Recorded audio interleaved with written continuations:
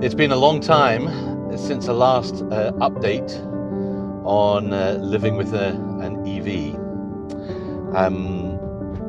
This is now about 11 years, 11 and a half years, something like that, since getting our first EV, which was a Renault Zoe, first generation, with the 22 kilowatt hour battery pack and a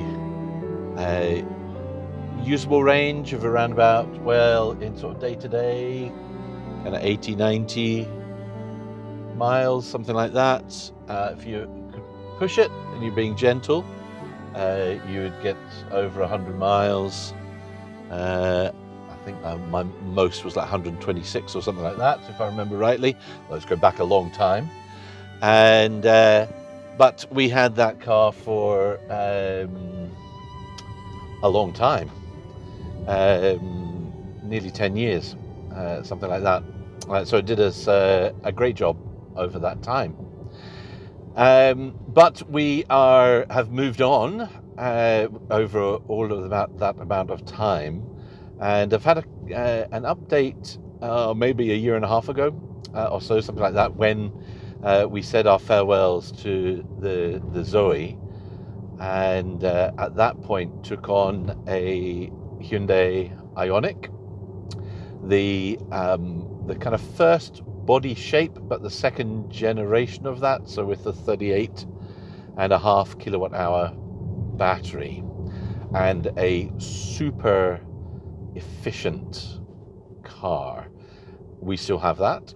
That is one of our cars. And then we had an MG ZS EV, which we had for nearly 4 years or so.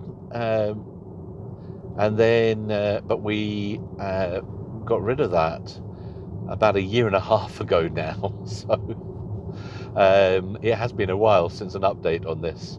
And at that point, we took delivery of a second-hand Skoda Enyaq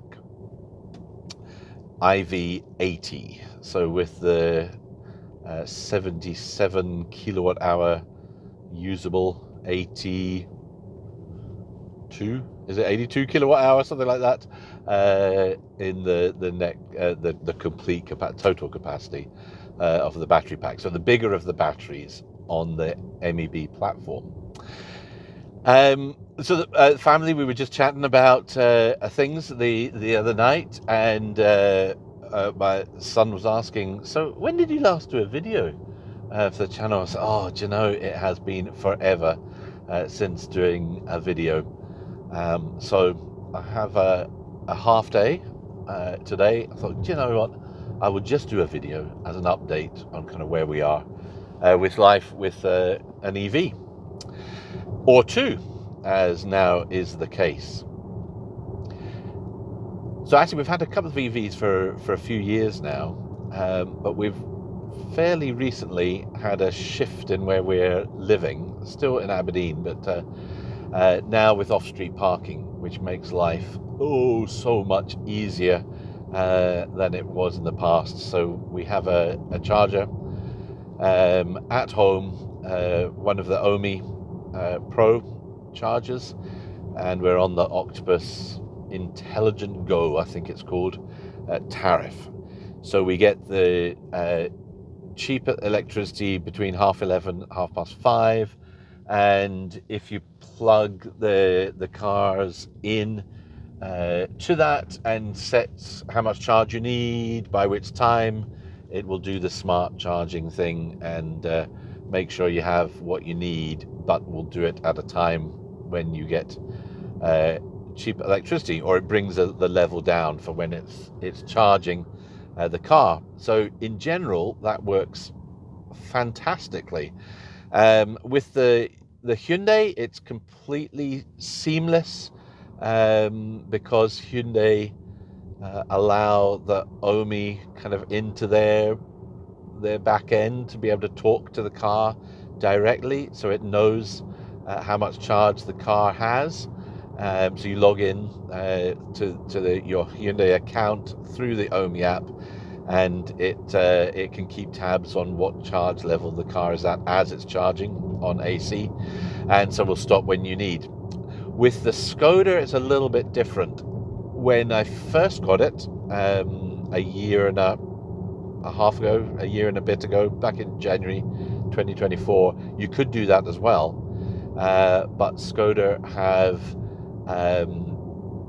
have actually made that, they've restricted the use. You can't log in the same way. I don't think it was ever officially possible, is my understanding, but there was a kind of way around to be able to interrogate the data that was coming into the app, the My Skoda app, and so it could use that information as a kind of a backdoor way to get the information there, and that has been stopped. So instead, what you have to do is, it's just an extra little step. You check how much charge you need to get up to whatever 80%, and then you just tell the app, charge this amount by this time, and then it basically then works the same way it works out when you can charge and all the rest. So a little bit frustrating that it doesn't work exactly the same way between the two cars. However, it's not too bad. What is nice about the Omi app, because it was a complete pain for the first year running two EVs, because every time you wanted to charge one of the cars, you had to log in and out separately for each car, putting in your password and your PIN number and all this sort of stuff. But now they've updated the app, and you can run with multiple cars, and then in the app you just pick from a drop-down list which car of yours you're wanting to charge, and it's boom, it's right there. That is fantastic. That is a big improvement, and I really like that a lot. So why the change from the MG? Well, for the MG, we were coming to the end of our PCP payment on that, and as we were getting near to the end of that, kind of thinking what I wanted to do, and I mean, the MG was fine, had no problems. 44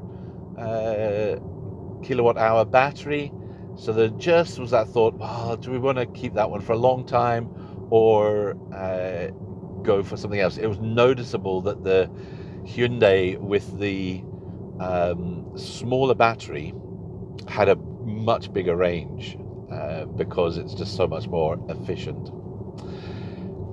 So instead, what we decided to do is go for something that was second-hand, because couldn't afford, but with a bigger battery, just to give us that extra range capacity. Thinking if we're going to be keeping for quite a while a car, it would be nice to have something that you really don't need to worry about when you're doing longer distance runs. And the one thing about the Hyundai, which is great, I really like it, and it's, as I say, it's super efficient. So it's very easy to get 5.5 miles per kilowatt hour on it, which is fantastic. Don't get that in the Skoda, but it charges slowly, so it's great as a car around town, and when we've got relatively shorter journeys that we're doing, then it's brilliant. If you're having to do a journey with more than one rapid charge in it, then it does really noticeably slow you down. So for popping down to Glasgow and stuff like that, it's fine, and we just go to a Ioniq charger and charge there, and that will allow it does charge at 50 kilowatts for a sort of brief period in the middle of its charge, but then slows right down again as the battery's getting stuck. So you are usually at least an hour charging that up to get a decent charge if it's low. the battery. This is very different though, because it charges so much faster. Now this car, so I got it when it was 2 years old, but it was relatively high mileage, so it was 37,000 miles, something like that. But it was loaded with options, which is probably a cue for a wee little montage of some of the options that this car has. Cue montage.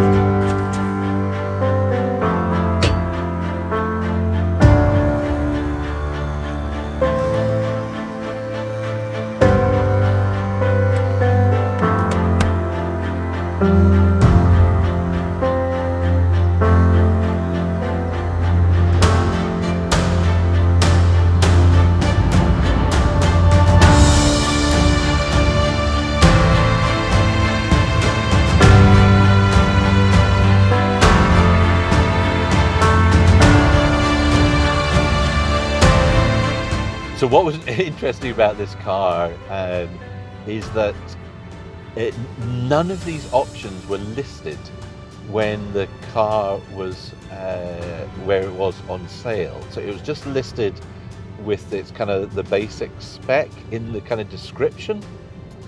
But if you knew what you were looking for and what buttons were where and all that sort of thing, then you could quickly work out that it has every one of the option packs except the panorama roof, the panoramic roof, the glass roof. That's the only option that it doesn't have, really.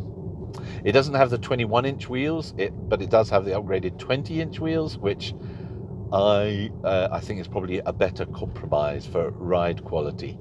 But it has the electronic suspension, the adjustable suspension, and then on the modes, different modes here that you have, and that includes the driving control, which allows you to change the adjusting on the suspension.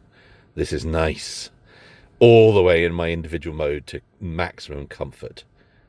That's the way it should be. That's one of the things you don't really see, but you feel, and it is really noticeable, the difference between the kind of sport setting and the comfort setting.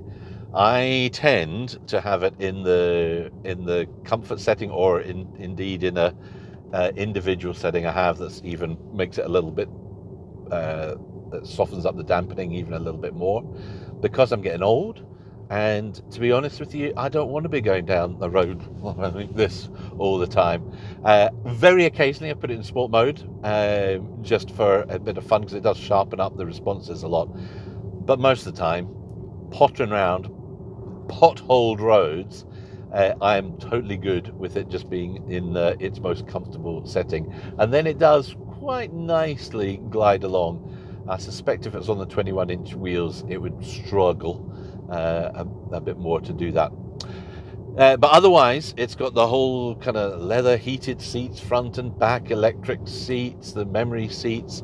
It's got the family pack, including the rear head restraints. There's kind of pads that come out so you don't loll around, and the tables and the blinds and all that malarkey going on. The tow bar, electric tow bar, which is fantastic, and have used that indeed, with a roof box on the top and a tow bar full of camping, with a trailer full of camping kit for a youth group going away for a few days.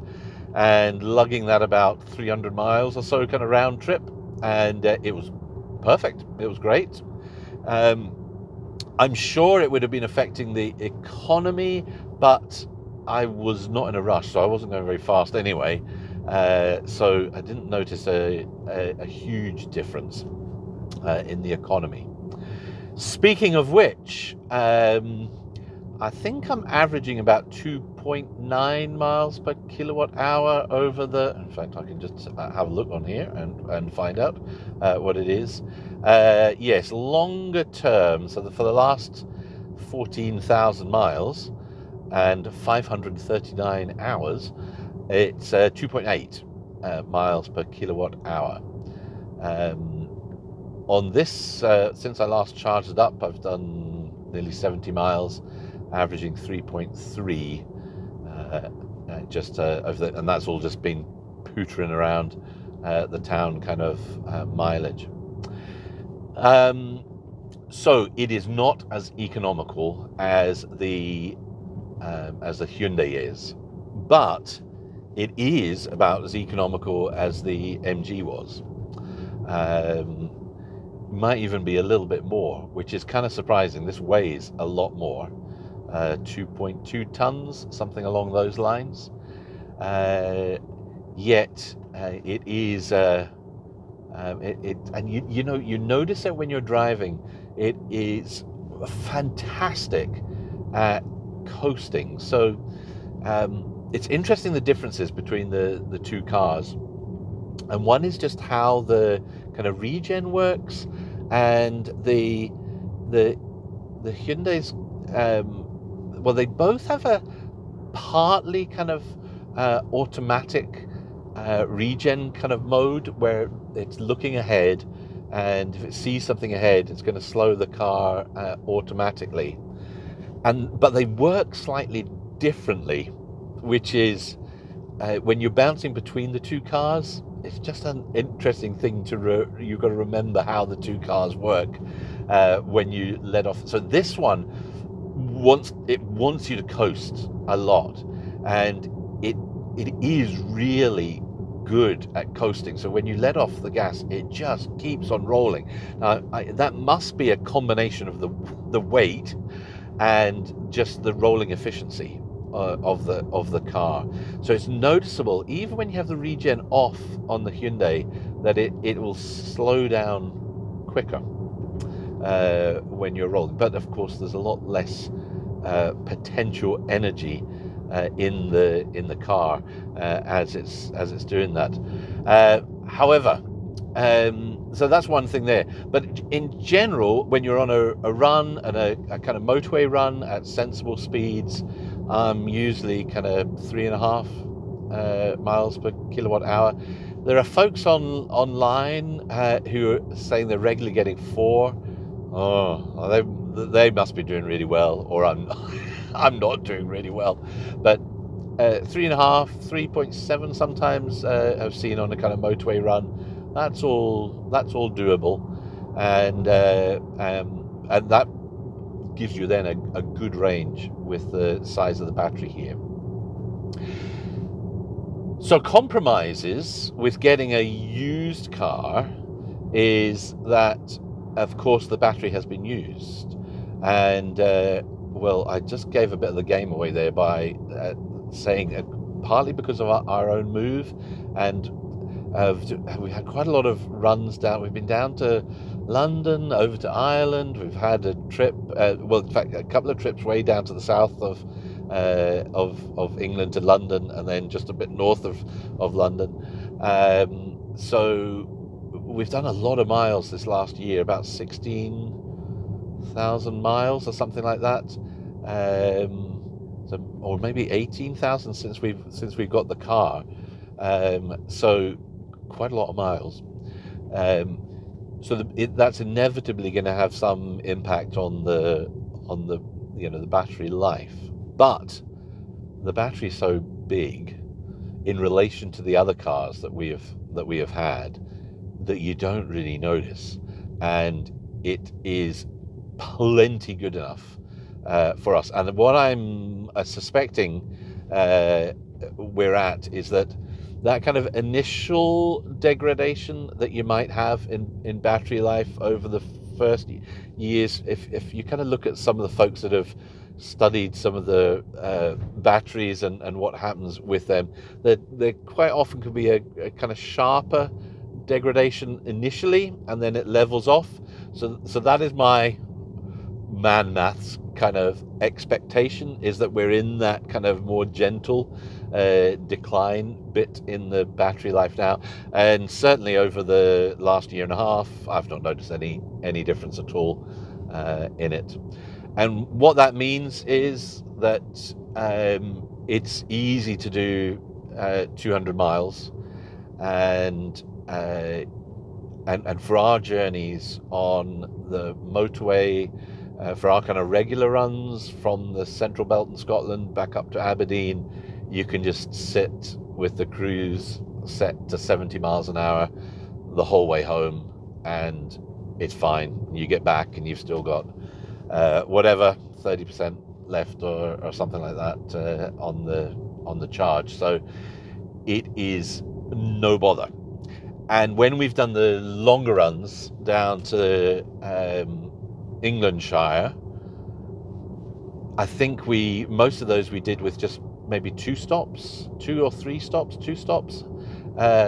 Probably it was just 2 stops now I'm thinking about it.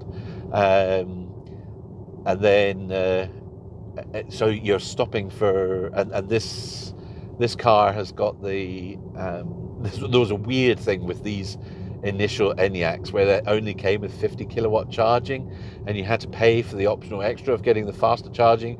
Well, as I thought when I saw how loaded this car was with optional extras, it has the faster charging already paid for, so it will charge up to 130-ish kilowatts, something like that. I've seen 132 or something like that I've seen on it charging. And of course it keeps a high charging rate. So I sometimes, when we're charging the car, if we're on a longer run at an Ionity charger, when we're at like 95% or something like that, it can still be charging faster than the Hyundai or the Zoe or the MG for that matter would have been charging at their peak charging. So you'll still be getting over 40 kilowatts charging pretty much through until I think it dips down into the 30s before you come to 100% if you're going all the way to a full battery. So generally, if you're just doing the kind of regular, it's fast, so much faster. Now, I know that there are lots of more modern cars that are charging faster than that now. Fantastic, brilliant. But again, this is all about compromise. For us, for the amount of money that the car is going to cost, what you get out of it, it is perfect. In that, when we need it to stop, it's about the time we need to be stopping anyway, or even a little bit, you're pushing it to go the next one, even though you actually are physically needing to stop. But then when you're there, it charges in 30 minutes back up to give you another 180 miles or whatever to your next stop. So that's all good. I very rarely charge it up to 100%, only if I know I've got a really long run to go. It's usually just charging up to 70, 80%, something like that. If I do charge it up to 100 and it's warmer weather and you haven't been completely blitzing it running up to that, then you'll see 240, 250 miles anticipated range on the clock. So usually when I'm up to 80%, it's 100. What was that? What is it? Up to 180 or something like that? 190 miles an hour, 200, something like those. That when you get into the car at that point. Anyway, that's all good.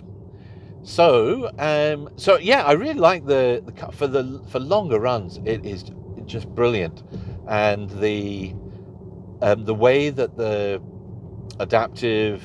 I can't remember what Skoda call it. Their kind of autopilot kind of thing.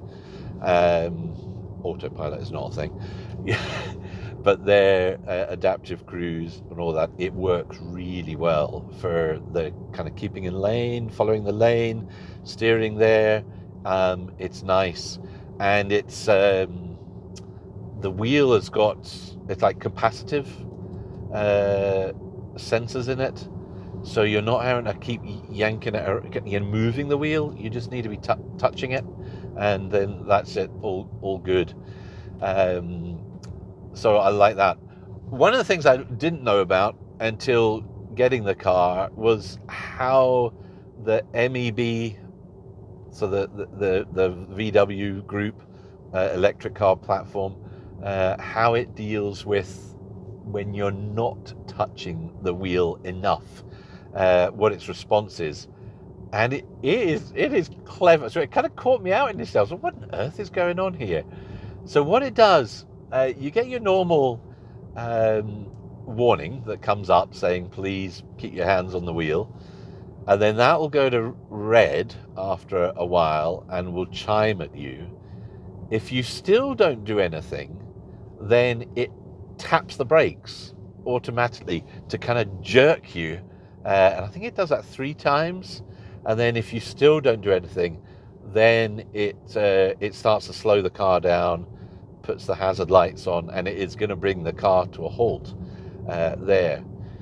Now that is in stark contrast to the way the Hyundai system, and indeed on the MG, how it worked, where if it lost confidence that you were holding the wheel, it just lets go of the steering, but keeps you going on at the same speed, which does seem very unsafe and a bit of a kind of bonkers thing to do.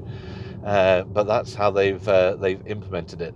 So I do think the way it's implemented in the Volkswagen Group cars is so much more sensible. Much improved.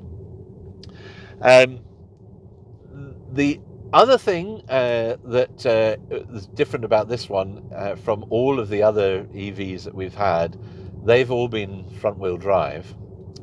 This one is rear-wheel drive. Of course, there is a four-wheel drive version of this, but the one we've got here is just the two-wheel drive, and the motor is at the back, which is great almost all of the time. The only challenge I've had last winter, so not the first winter that we had the car, is that we had a huge dump of snow, and now the driveway is steep, and then there's a steep road out, and that it doesn't get gritted at all. So I got stuck on the summer tires for a few days, where I couldn't get the car out. I had to get out for something I had to go to. And neighbours pushed the car. It took about half an hour to get it up the hill because it is so heavy. So I've not had that in a long time, that kind of issue. This winter, before the winter, I switched it out onto some Michelin Cross Climate 2 tyres. They're kind of all-season tyres, but they are 3 peaks rated for snow and ice. And then, like a week after I'd had them fitted, we had a huge dump of snow, and oh my word, it was an absolute transformation. So no problems at all. Just no drama at all in getting out of the driveway or up the road. It was fantastic. One of our neighbours has got a big AMG Mercedes 4-wheel drive that got stuck. I had to help push it out one day, and the Hyundai front-wheel drive, also we had a lot of pushing to get that up the hill. But this thing was fantastic. So the difference the tires make is amazing. So no need for four-wheel drive, just the right tires is what you need. So yep, Michelin Cross Climate 2s, thumbs up from me for winter driving. I'm on them now. We're heading into the summer, and they're great. They're still quiet. I've not noticed any real difference in the efficiency from the tires that the car was on beforehand. So a winner all around. They're not cheap though, but you know, they'll keep you going, which is nice. Yep, so that was good.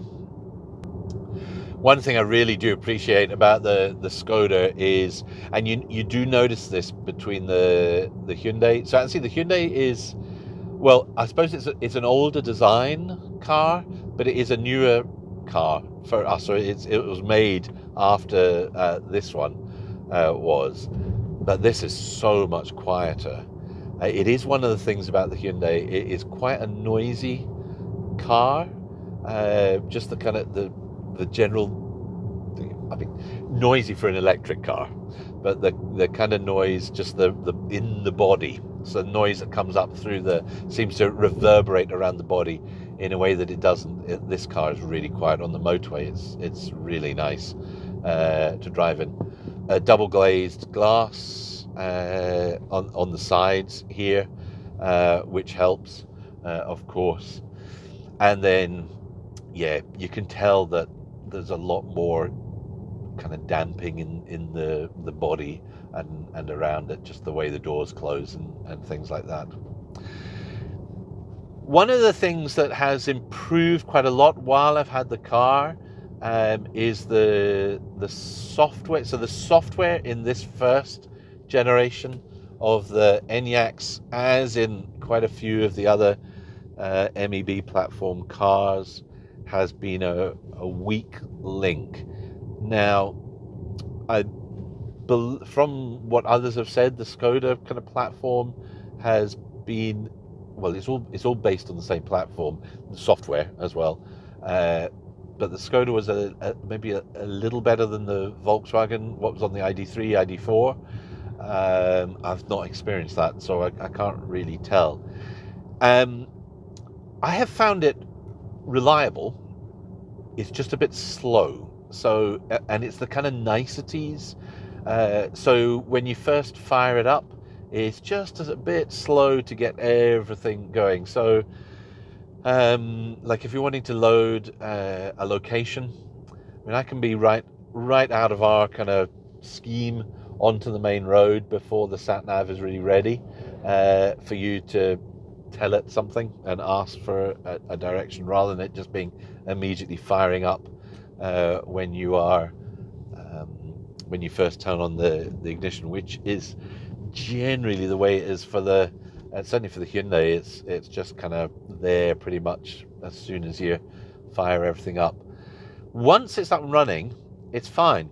And what is really nice about the inbuilt sat nav is that it talks to the head-up display, and so you get all this augmented vision up on the screen in front of you. So the head-up display on here, there's a kind of strip, and I'll put that up in the montage earlier, which gives you your kind of driver information, so your kind of lane and your speed for the cruise control and your current speed, and then it gives you your kind of next direction that you're going to, or the distance to the next change in direction for the sat nav.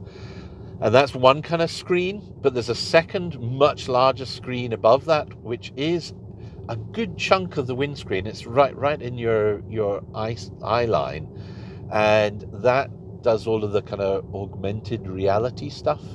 So it shows you, well, right at the moment as I'm driving along here with this white line, it was just pointing out in yellow. Let me just be careful here. There we go, we're all clear. It was just pointing out what line it's following for its lane keep. So it puts a yellow line over the kind of lines it's keeping. And then if you're with the cruise control on a kind of motorway situation, it puts a green line under the car or truck that's in front, that is the one that it's monitoring for its speed. So it kind of lets you know with these visual cues what it is doing, and on the screen, in the windscreen in front of you. As you're moving around, it shows you like a big roundabout and which junction you're going to be taking off that roundabout. When you come to slip roads and things like that, it has a big arrow that points you in the direction of the slip road that you should be taking, all that kind of thing. Battery warning alerts, they come up right in front of you to let you know you're down to 20% or 10% on the battery. Those are, I mean, they are completely surplus to requirements, but they are nice to have. One of the critiques of the MEB platform is the small screen that you have in front of you. When you've got the head-up display, that doesn't matter at all, because you've got all this information that is literally on the windscreen in front of you. So that's really nice. When I told the kids, oh yeah, I've got this whole screen in front of me, they just thought I was having them on, because of course you only see it from the driver's eye point of view. You can't see it from anywhere else. They honestly thought I was lying about this, but there it is, and it is really nice.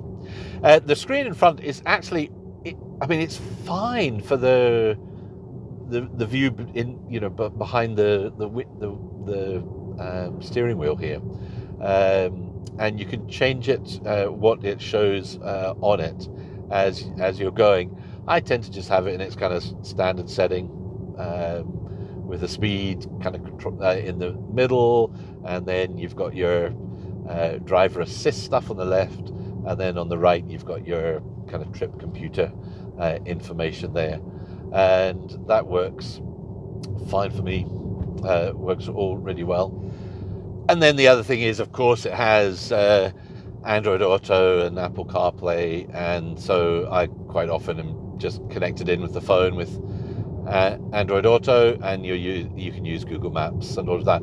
The nice thing, and this I thought, I bet if you use Google Maps you don't get all the linking into the head-up display, but you do. You just don't get the augmented reality stuff, but you do still get on the kind of the main information screen the next directions, and it has it kind of has a countdown to your next move and all of that. So it looks a bit, it's shown a bit differently to the inbuilt, but it is still there. So that's nice. I wasn't expecting that. That's a nice wee additional extra. The only issue so in the year and a half that I've had the car, it's been back to the dealer. Well, actually, it's 3 times, but for 2 different things. And the first thing that it's been back for twice is for the 360 camera, and the front camera that is mounted in the ridiculous and yet somewhat wonderful crystal face. So this is the grille that all lights up. This is one of these the options that this car has. The grille lights up with 130 LEDs or something like that, and it's kind of animated when you turn the car on and off. It's absolutely surplus to requirements, but still very fun. There's a camera in there, and for the 360, and it stopped working. So the car went in and under warranty. That got fixed, and the fix lasted for maybe 2 months, and then it started to flake out. Occasionally it wouldn't work, and over the next few months it just got worse and worse, until maybe one time in 50 it would suddenly spring to life and work. But most of the time you just had a kind of camera with a red arrow, a red line through it saying it's not working. The other cameras on the wing mirrors and the back all were fine. It was just that one.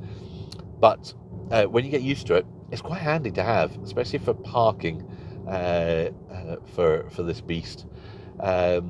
So it went back in to get that fixed just recently, actually. So that and it got its first MOT when it went in, and it sailed through the MOT, no problems, as you would expect. The other thing it went in for was to get the software upgraded, and this was new software for all the different modules on the car, and that should have been just a kind of day that it was in, and it takes a few hours because it's got to be connected up to the servers and all these different bits added in. But, and I think this is the downside of having all the optional extras on the car, all these different modules were needing to be updated. It took them 3 days.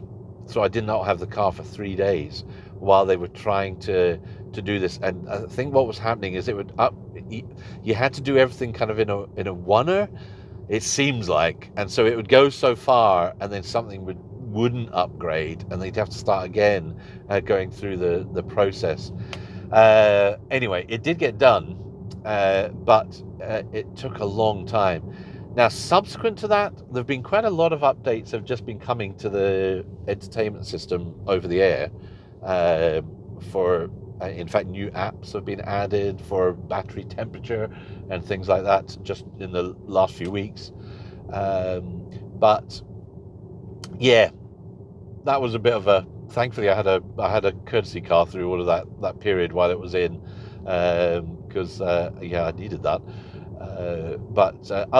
So it was not because anything was wrong, but it was in trying to update the car and make sure it was all up. So it is on the latest version of software for this model, for the pre kind of facelift, so 3.7 or whatever it is, 3.8. I can't remember. I'd have to go and have a wee look and see.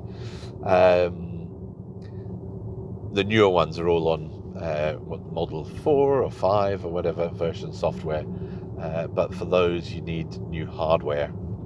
So I will be stuck on a 3-point-something version for the rest of the life of this car, I'm sure. And that kind of, I think that's partly for this car is we're probably going to keep this for quite a while, because it just works really well for us. The boot is, it is like having a proper estate car, in SUV format, which I think an ID7, the station wagon, the estate version of that, would probably be personally my ideal kind of car. I'm not a huge fan of these SUVs, but it's so hard to get a electric car that isn't one at this time when this was made. But it's got a great boot.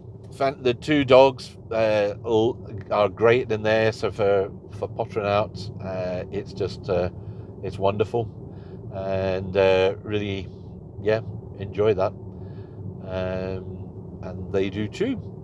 So for all of that stuff, and for the longer journeys, it is just brill, and the range is absolutely spot on for what we would do. So the rare times, the few times a year when we're doing a longer journey, then it's great. And just every couple of 100 miles, a half-hour stop, and you're all good. This has, and I do like this, the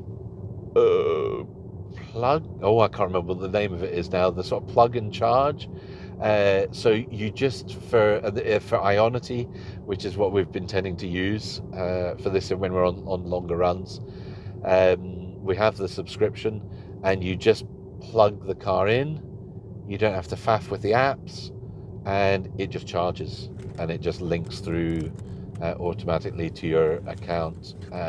So it's even simpler than going to a petrol or diesel, because you don't even have to wave a card at all. You literally just plug in, and then the car starts charging. That's nice. That sort of thing should be the norm everyone doing it, and I know for some other models that do that as well, for the different ways that works. Yeah, that should be the case for all EVs. That really, it takes away all the hassle that you might have getting chargers to work. Of course, that you have to have chargers that will operate, or a charging network that uses that system as well.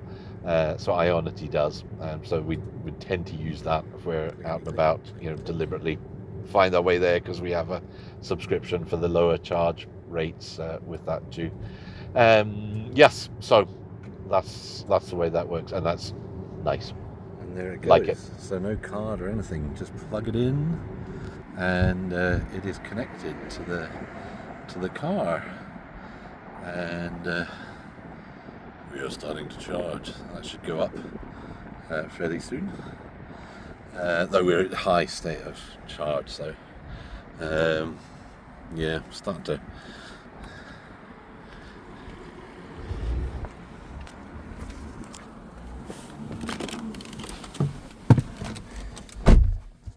And it does tell you in here, yes, battery temperature. This is new, telling you what's going on there, and yeah, my battery is almost dead.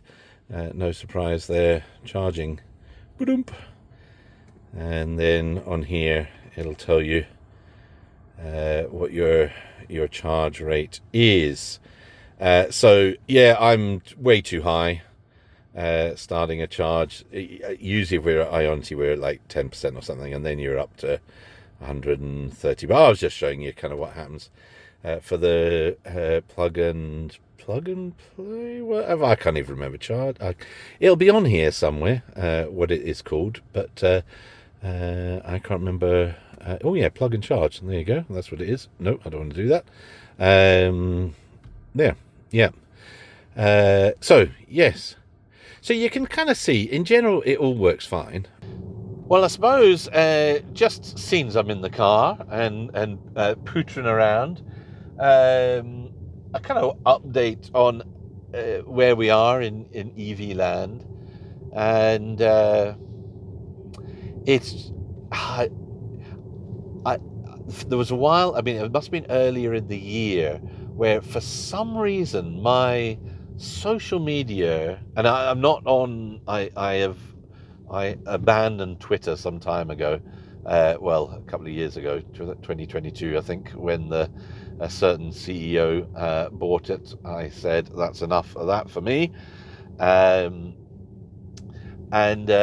I haven't been on there, but even on some of the other social media, I was just seeing a sort of barrage of fake stories about EVs and folks going on. So there must have been a real push going on at that point of the algorithm or whatever was going on there, of kind of anti-EV stuff. Now I'm sure there's still, I mean, that's still going on. I just haven't been, well, maybe I've just been too busy with other things, haven't been noticing it as much of late. But I mean, obviously the big story at the moment in EV land is what on earth is going on at Tesla.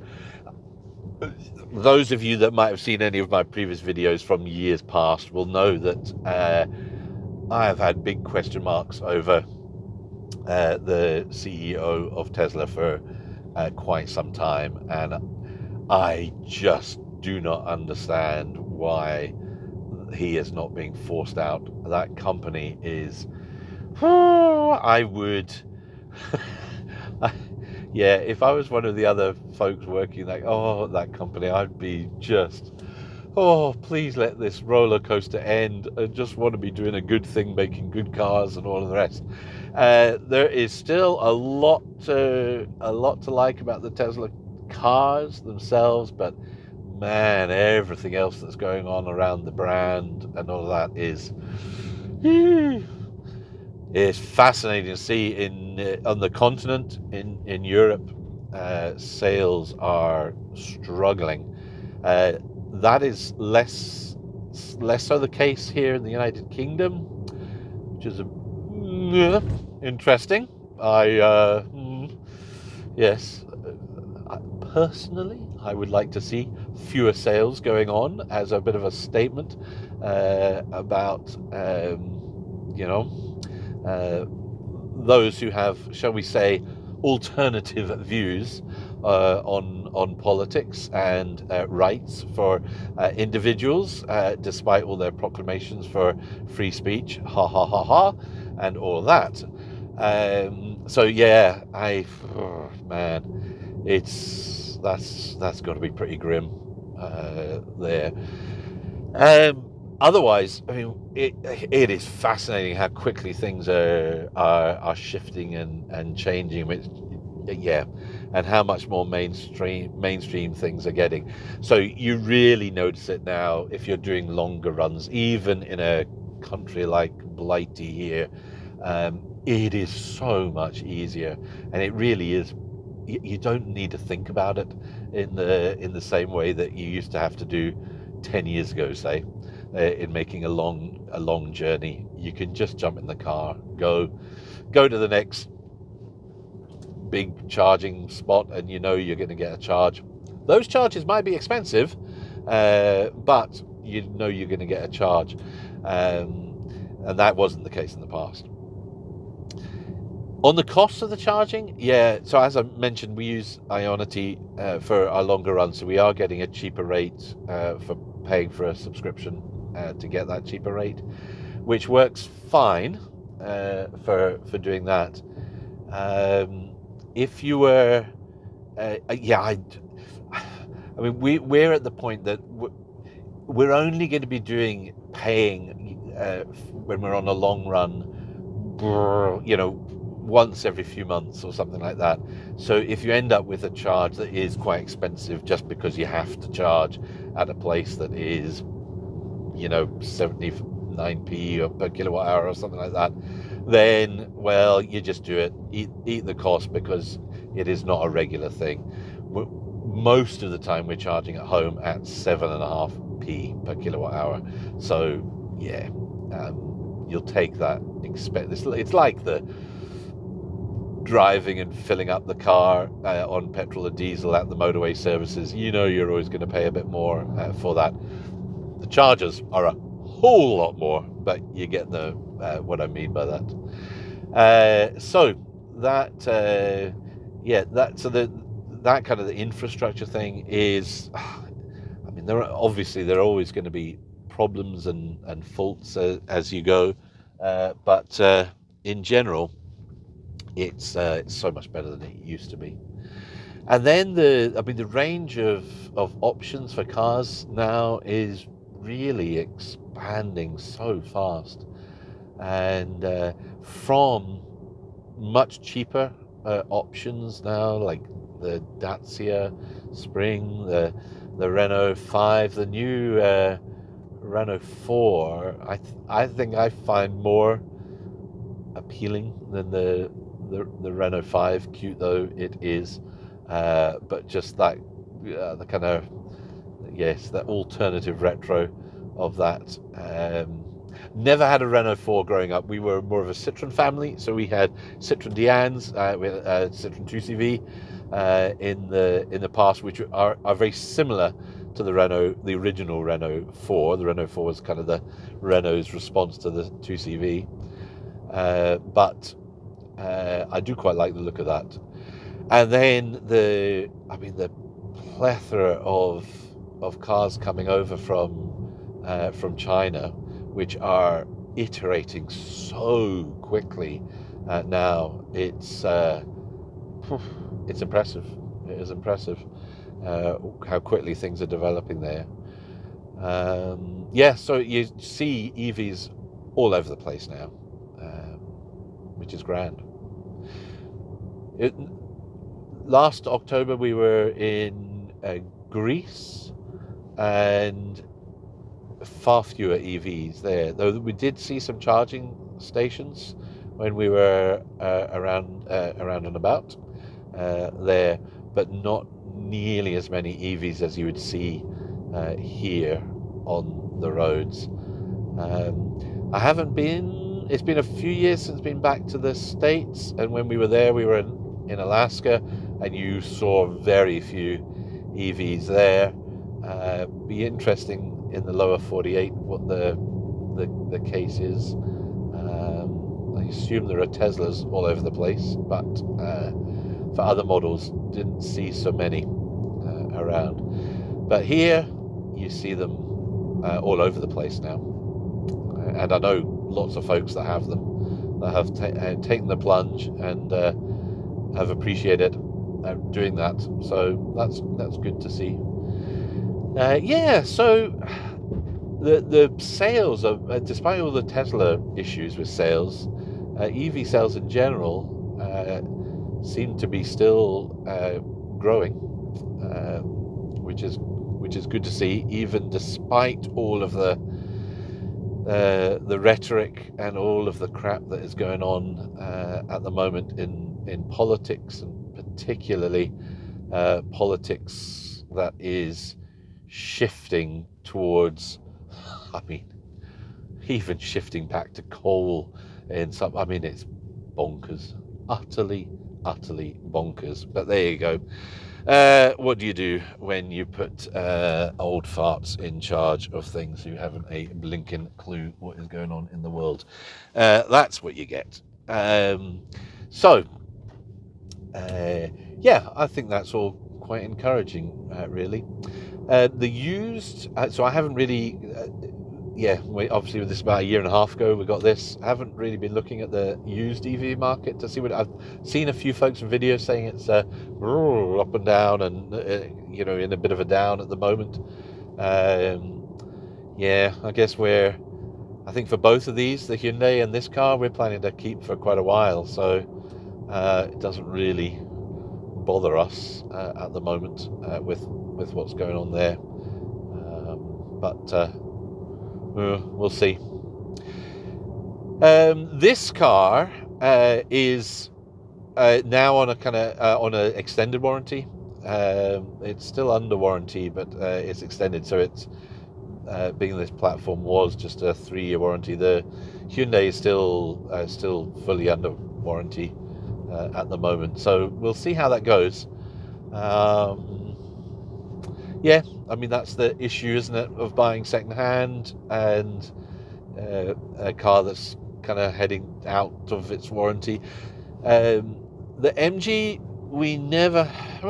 did we? No, I don't think there was anything ever that really came up under warranty. The Renault, though, we did have a number of things that if we'd been paying for them would have been honking expensive, where the whole of the kind of charging circuitry had to be, the units that dealt with that had to be replaced, I think twice over the 10 years that we had it.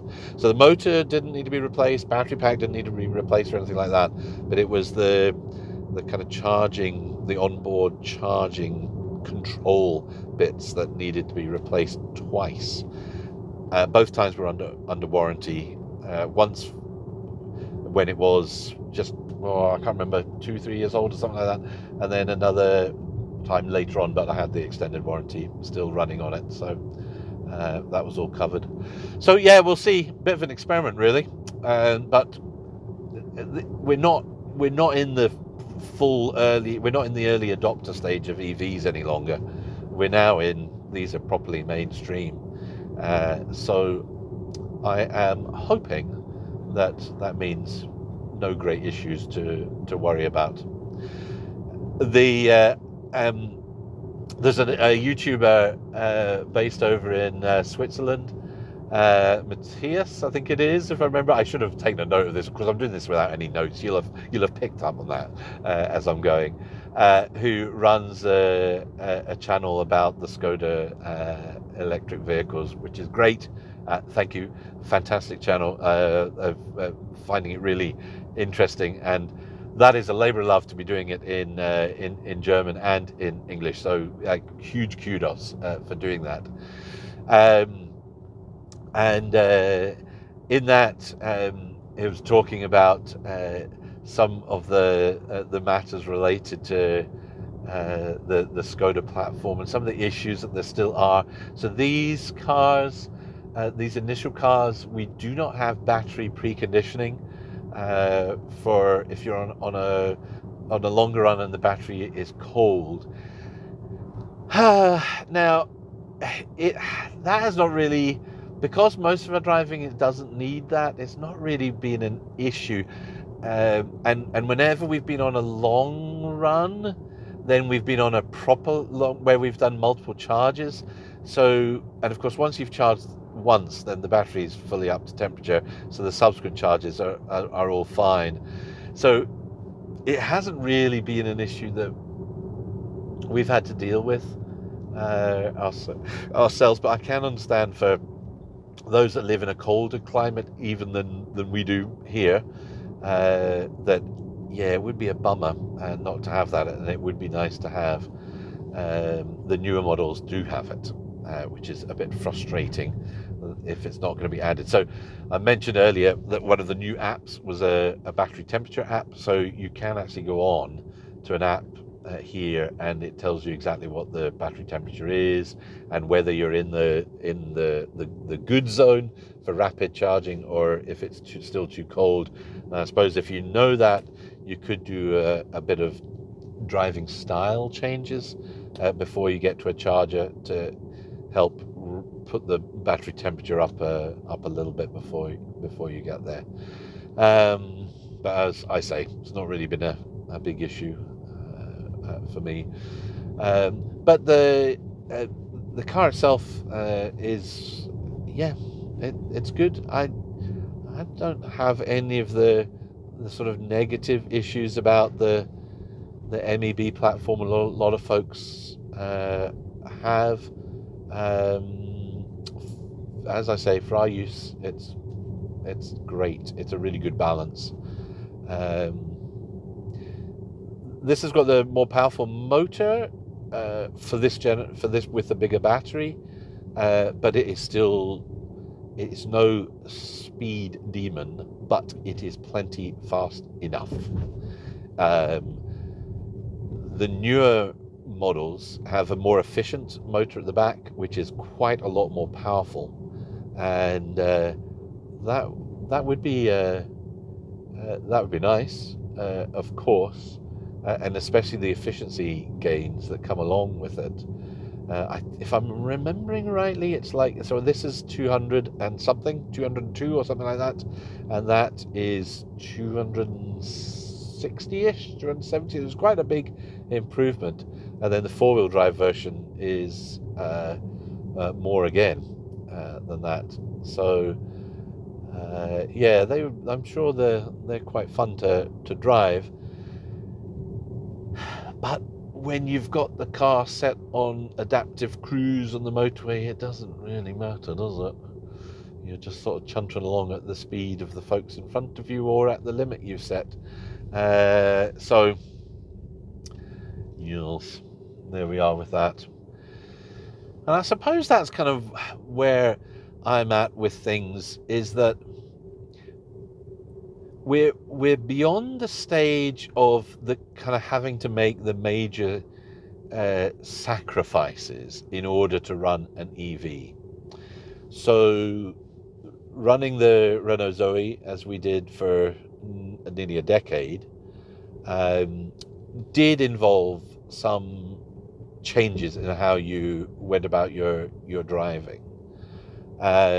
And so I was willing to do that, and it was kind of a bit of fun. It was a bit of a game in trying to work out how you do that.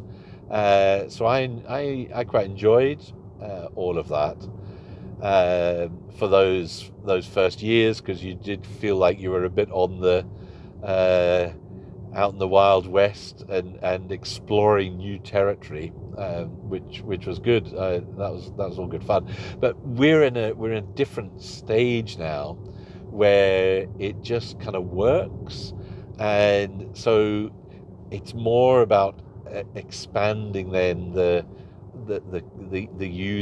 usage cases for folks, and the costs, making that more affordable for people. So part of that is having good options that are on the second-hand market. So for us, there's no way we'd have been able to afford something like the Enyaq new, but getting one second-hand then it becomes, entirely doable as an option, and getting something that's then, much more flexible in how you use it. But seeing cars coming on the market that are more affordable is good to let folks into the kind of EV ladder, because it is more expensive initially, upfront costs, much cheaper to run. Then that's all good, and I'm really glad to see that. And then you've got the pure bonkers stuff at the other end of things, the Rolls-Royce Spectre, is it, the electric Rolls-Royce, and then some of the mad kind of 2,000 horsepower Lotus and stuff like that, which are, well, like any supercars, they're all a bit silly, interesting for sort of pushing the boundaries of things, but that's not really where things are at for most folks. But the options for most folks are getting better and better all the time. So yeah, I think that's quite encouraging to see where we're at now from where we were even 6 or 7 years ago. But I was going back and looking at some of the other videos that I'd made, and like a BMW i3 or a BMW i8, things like that, which are now kind of 10 years old, if not more. I mean, they're really getting on. I mean, how futuristic all of that was at the time, and we're just in a different world now, but also some fun things that have come along subsequently. So interesting times, that's for sure. Well, I've done about 40 miles of pootering around since leaving the house, and so on kind of B roads, so country roads around Aberdeenshire. I'm just heading back into the city, heading that way now, and I'm on 4.1 miles per kilowatt hour. So that's actually been heading kind of uphill as most of that going out. So I'm heading back towards the coast now. So I will be gently working my way back downhill. So see if that improves any further as I go on from here. That's not bad. 4.1 miles per kilowatt hour. That'll help my average a little bit as I go. One of the other controversies that's been in the kind of automotive world, making a big splash over the last few months, has been around Jaguar and the rebranding of Jaguar. There has been a colossal outpouring of vitriol towards Jaguar for what they've been trying to do here, and I don't quite understand that myself. So I've never owned a Jaguar or a Land Rover for that matter, or a Tata, the owners of the company now, but I've quite admired some of the cars over the years, but my kind of taste in Jaguars has never sort of matched where everyone else sort of was. So controversy coming up here, the Jaguar E-Type, I have never found a beautiful car. I just don't quite get it. It looks like a sausage, but I realise I'm in a minority opinion on this one, whereas the Jag XJS I've always thought was a really elegant car with those flying buttresses at the back. And I think probably a lot of this is to do with your childhood. So I still have memories of the remake version of the Saint with Ian Ogilvy, I think it was, rather than Roger Moore, right? It was Roger Moore in the original with the Volvo, but Ian Ogilvy drove a white Jaguar XJS, and I had a Corgi or Dinky model of that car. I think I still have it floating around somewhere, with the Saint logo on the bonnet of that car.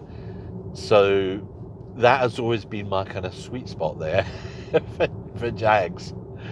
I think the new Jag kind of concept model is stunning. I think it is fascinating, and I am really intrigued to see where they go with it. The thing is, if you just do the same old, that just is not going to be good enough in a world where there's all these other players coming on the scene.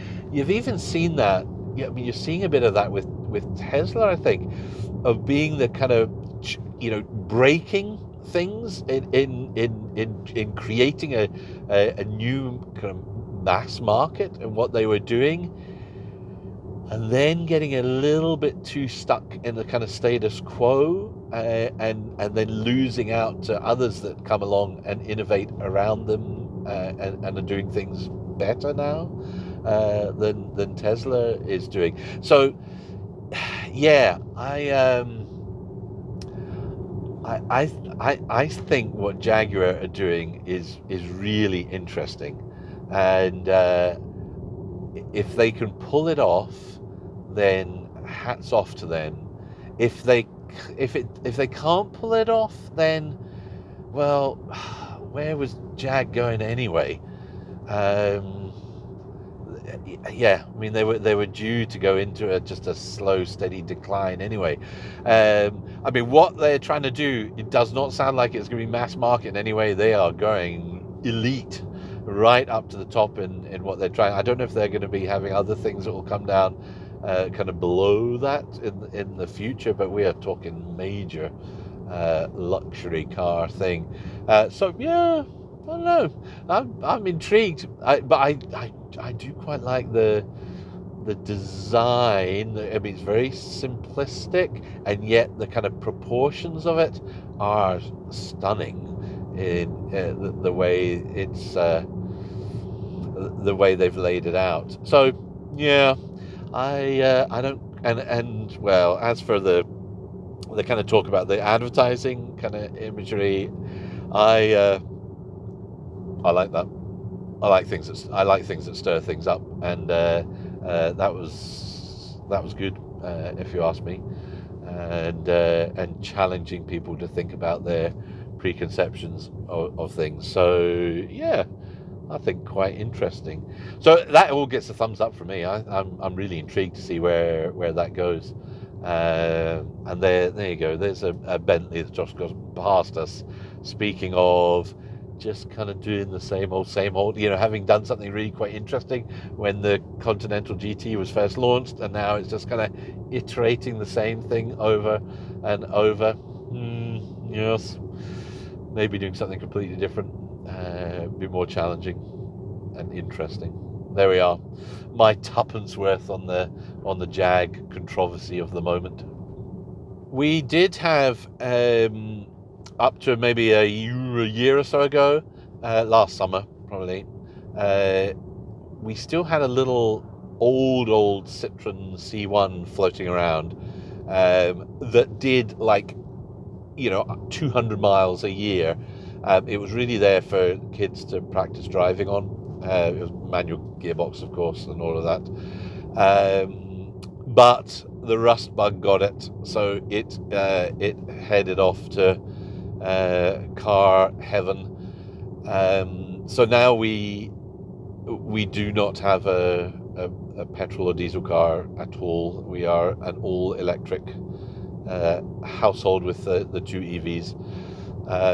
So yeah, as I say, we hardly ever use that car, but we had it if we ever had like a kind of disaster. But of course, we just hadn't had that for a few years, so it wasn't really. It hasn't been an issue for us.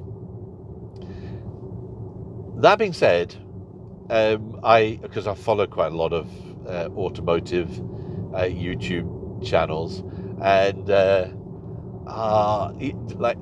even like an old 2CV, whenever I hear the sound of an old 2CV, it's just so evocative of my childhood. That twin-cylinder air-cooled engine. There is still a part that of me that would be just for fun. Not that you'd be doing all the miles you'd be doing would be in the EVs, but just for the kind of the visceral nature of something that explodes in order to move you along. There's still a part of me. There's still a little petrol head going on up here amongst all the sensibleness. I do watch a lot of those, and then I'm on Auto Trader and looking to see how much an old decrepit 2CV is, or something along those lines. But I don't know, where would we put it? And of course, the thing is, rust would end up getting it. You'd be doing all this work trying to maintain it, so I don't see it happening. But then I was following an MG midget the other day, and we had an MG midget in the family when I was a teenager, and that was a lot of fun. When you see one now today, it is so small. I think there was just like was it a Hyundai Getz or something like that? So a relatively small hatchback behind it, towering over it, like twice the width of it. I was thinking, oh my goodness me, would you feel safe in one of those today? I'm not entirely sure, but a lot of fun in a very low-powered car. The kind of resto mods in turning some of these things into older classic cars into EVs, even a 2CV into an EV, it's quite appealing. But then, something that you would lose is the iconic sound, and I think I would miss that. But there you go. So you even through all of this, you can't entirely get rid of the old petrol head. I'm sure it'll be different for generations coming up that won't have had that experience from the past. This is all be the new normal. Our silent cars with just a wee gentle hum as you're driving along. But it's different.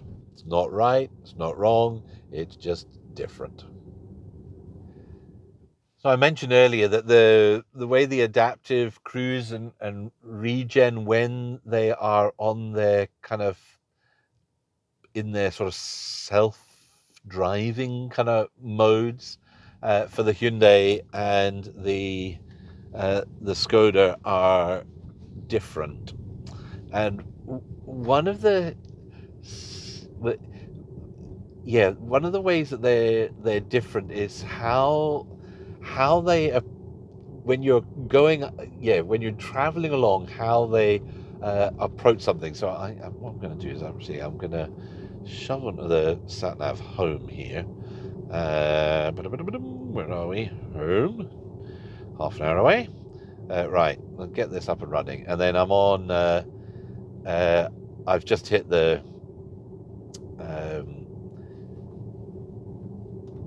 one pull on the lever on the Skoda turns on your kind of all your assistance systems.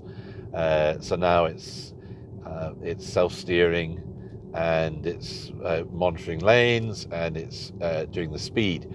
Now, so what's nice about the Skoda is that it does the automatic speed.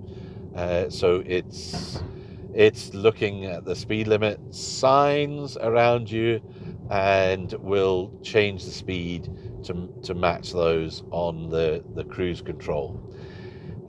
Most of the time, like 97% of the time, shall we say, that works great. Where it gets caught out is right. This is all on, so you see there's traffic in front of us. There's a standstill, so I'm not doing anything here, and now it's slowing down, slowing down, slowing down on my screen in front. So it's doing this all on its own. It's come to a halt all on its own. On the screen in front, it showed a green line, an arrow at the car in front, letting me know it had seen this car.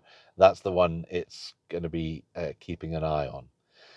And then what's nice in the Skoda at a situation like this is that you don't have to press a button, or when you're ready to go, it'll just go. As long as you've got your hands on the wheel, it'll just pull off again, no matter even if it's been 5 minutes sitting in the queue. Whereas in the Hyundai, you've after like 2 or 3 seconds, it kind of ditches out, and then you've got to kind of re-kick it into gear by hitting the throttle or the kind of resume button on the cruise control. But yeah, when you're coming up to so here now it's picked. We're on the national speed limit, so it's trying to head us up to 60 miles an hour, and following the car in front. I'm just checking on my battery power on the phone. The battery is going to go fairly soon that I'm recording on, but I'll blether on for a little bit longer. Yes. When you are so here, we're following the car in front. It's doing all of this. It's doing the steering as well, and all that stuff. When you're coming up to, even when you see if there's nothing in front of you and there's a roundabout ahead of you, it knows, and it will start slowing down. Even if there's a curve, there's quite a steep curve, a tight curve in front, it'll slow down automatically to that speed. And in general, it's a relatively sensible speed it slows down to, so you can just kind of let it do its thing there. And what I mean by that, it doesn't slow down too much. It slows down enough that you can then take the corner still at kind of pace, but not uncomfortably at pace. Now, the MG before that would get, if you started turning the wheel a bit too much when it was on it, it would start slowing down way too much. Right, junction here. So I've now got the sat nav on, so I've got big blue arrows right in front of me. I know you can't see it because the camera's not in the right place, but telling me to turn right. I am just going to put on the brake here and take over because there's another car coming, because it was wanting to take me out there. So back on, and then just one tap on the stalk, and now I'm engaged again. It does that great, but when you're in, like, if you don't have the full suite on, as I do now, where it'll bring you to a standstill, if it sees a car in front, it'll start to slow you down, or if there's a roundabout or something like that, it starts to slow you down. But particularly if there's a car in front, it'll start to slow you down. But then when you get to a certain speed, it just eases up on the regen, and you've got to brake yourself. Now it does that at a kind of at faster than the Hyundai does it. So the Hyundai will slow down more just on its kind of auto regen, following the car in front. It won't do it for roundabouts and things like that, but following the car in front, it'll do that. But again, it won't come to a stop, but it is at a slower rate. The difference with the Hyundai is you could pull and hold the kind of increased regen paddle, and then it will come to a halt without using the pedals. Or it's like a semi one pedal driving mode. If when you're holding that pedal up, you can use the throttle to modulate your speed down to zero. So it isn't a proper one pedal mode, but it's a bit like it when you're just at slow speeds occasionally. So if I'm in the Hyundai, I don't tend to brake, and it does put on the brake lights when you're doing that. So it's only just it turns off the brake lights only when there's no kind of change happening. So they're subtle. They're just subtle differences in how the systems work. And if you're not really noticing how, so I think this is kind of how my wife drives. She doesn't really use these systems or doesn't really notice how they're working. So she just kind of maybe not aware of what's going on behind. It just drives normally for her. So using the brake pedal all the time for regen rather than increasing the regen levels with the paddles and all that sort of thing. I like to play with all of that stuff, partly to improve efficiency as you're going along. So I notice these subtle differences more, and you don't get caught out with them, but you just kind of just need to be aware of how the systems work in these different ways. And so I would wish for a combination of the two, basically, and ideally with a kind of a full. Well, you see, I don't really like the one pedal driving. Like, so in the Skoda won't bring you to a halt, so you've always got to use the brake to come to a halt. But if you have it in the B mode, then you do get a much higher level of regen, which basically kind of mimics, I think, the sort of one pedal driving down to about 3 miles an hour. And then you've got to do the braking. But I don't like that level of regen, because I as much as possible, I want to be coasting, and around town as well. I want to just a little bit of throttle to get moving, and then I want to, the car is doing all the slowing down here for the car in front, and then how quick is it to pull up? So it waits, now it's starting to accelerate away again, so it's a little bit delayed there. Where it is better is on a motorway situation.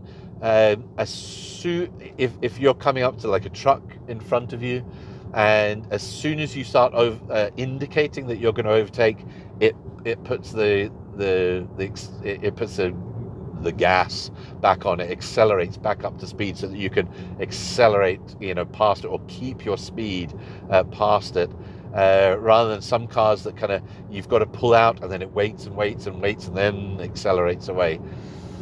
But there, in that model, now here in front of me, it's come up on the screen saying bend ahead and 56 miles an hour, and then it's now saying bend ahead 37 miles an hour. So we're doing 57 at the moment, and now we're slowing down. So I'm not doing anything. My feet are off the pedals. We're down to 50. We're still slowing down. We're down to 45. Still slowing down. Now we're about 40 miles an hour, and now it's starting to accelerate again. So it gets to the apex, and then it starts to accelerate out of the bend. It's quite clever, and it feels kind of, occasionally it gets caught out, but generally it feels pretty usable. And so on a road like this, you can kind of set it and let it do its thing. I always want to keep my hands on the steering wheel, of course, as I'm driving. But yeah, it's impressive.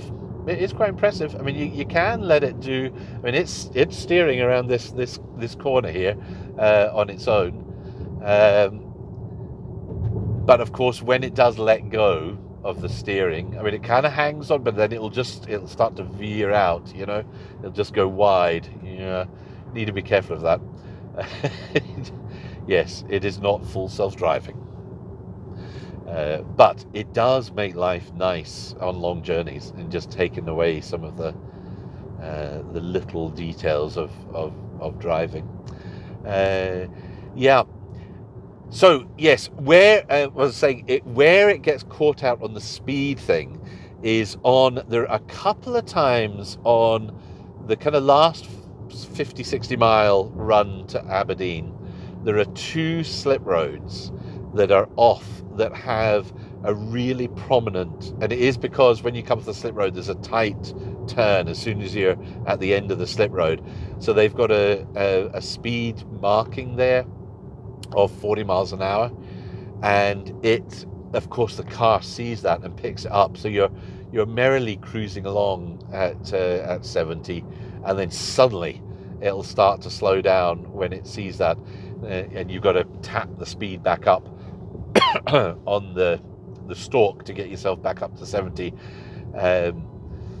It would go back up to 70 as soon as it sees the next national speed limit sign, but it does, yeah. So most of the time, that 97%, it's great, it works fine, but just for those occasions, then it gets caught out by that. And I think that's because it is primarily using the camera for detecting speed. I mean, it does have the speeds inbuilt, and you see how the Google mapping works is different.